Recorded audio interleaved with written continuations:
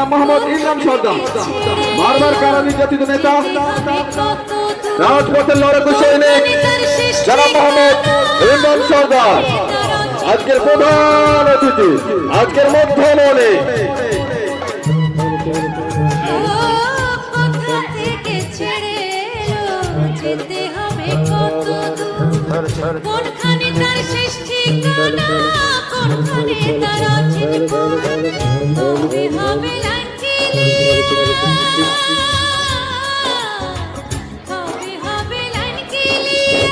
আমরা এদিক সেদিক ঘোরাফেরা না করে দ্রুত চলে আসি কামাল স্কুল মাঠে।